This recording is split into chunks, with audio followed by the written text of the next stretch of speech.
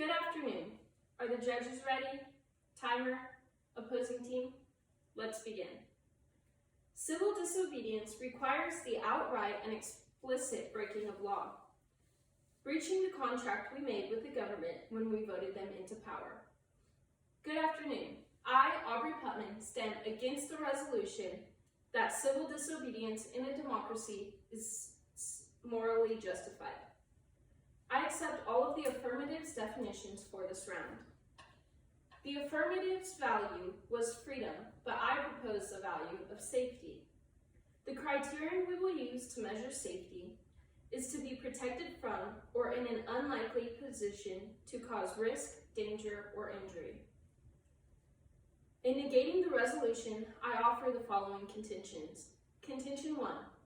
Laws are usually set in place for public safety. Quote, the main goal of law enforcement is to try and ensure and maintain public safety.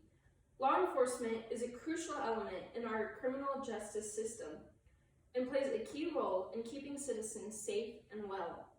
Building trust between law enforcement and local communities is an ongoing job, and one that is the foundation not only for overall stability and safety of our nation, but also for ensuring that all policing services are delivered effectively, and on another level, the overall integrity of the entire criminal justice system. Fair Punishment Team, May 2022. Law enforcement is a means of keeping the public safe. Certain laws are created for the safety of the community, even if you do not realize this. Going against law enforcement through acts of civil disobedience can get you or someone else hurt. Contention 2, civil disobedience has a history for turning violent. Quote, however, the logic of nonviolent action is not passivity, but rather active confrontation against unjust authority. Using techniques such as mass non-cooperation to expose the latent structural violence of a system and thereby delegitimize it. Such action may in fact provoke state violence, in which case the opposition may refuse to respond in kind, calculating that the resulting increase in delegitimization will lead to regimen collapse. Maintaining a disciplined commitment to nonviolence in such circumstances may be difficult, particularly in the absence of a unifying moral framework of principled nonviolence. In fact, many nonviolent mass uprisings occur in a mixed context in which others have chosen to take up arms. Rebecca Starbeck, April 2020. Civil disobedience is usually called a peaceful act. However, it has been known for protesters to take a violent turn. Contention 3. Even if there is no physical violence in a civil protest, emotional violence is usually being inflicted. Quote, psychological violence can also cause injury to others. Philosophers typically reject the childhood chant that sticks and bones may break my bones, but words will never hurt me. Recognizing that harm and injury do not come solely from the use of a physical force.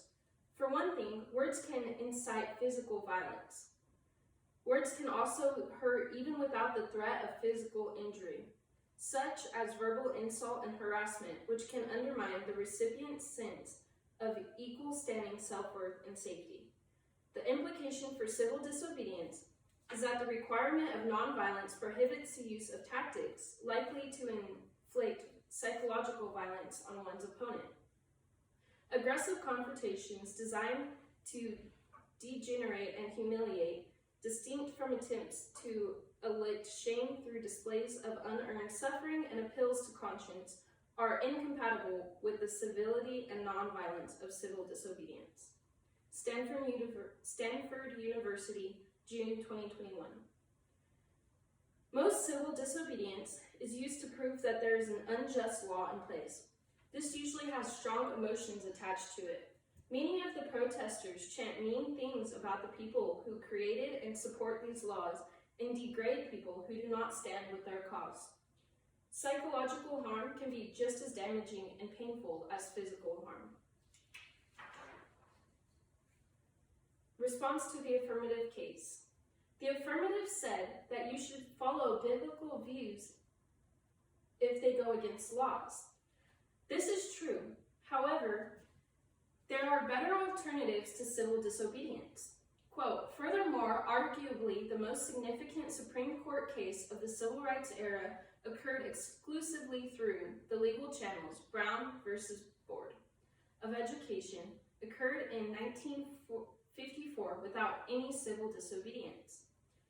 The issue of segregated schools rose to prominence and was properly addressed.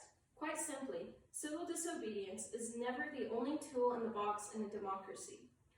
There are always various adventures to obtain change. More often than not, these avenues are far more appropriate and capture the need for change much more than an often senseless act of breaking the law. The affirmative also said that the right to assemble is part of the Constitution. This is true. However, civil disobedience is illegal, and therefore it is not within our rights. As the definition of civil disobedience is refusal to obey the government demands or commands, especially as a nonviolent and usually collective means of forcing confessions from the government. This shows that civil disobedience is refusal to obey laws and is not legal. The affirmative also said that laws are not always just. However, they are created by the public because a democracy is the majority's vote. Quote, civil disobedience puts pressure on the state to privilege the interests of the civilly disobedient minority over the majority. Compare this with voting, in which one who chooses to exercise their vote has equal say. This is why it makes sense to say that voting makes governments accountable to the people, whereas civil disobedience in a democratic society is often anti-democracy. A democracy is the voice of the majority. Civil disobedience is taking the right of the majority away and emphasizing the voice of the minority. Whether the issue is for a good cause or not, it still is defying the laws of a democracy. For these reasons, I urge the judge to reject the resolution that civil disobedience in a democracy is morally justified. Thank you. I am now ready for cross-examination.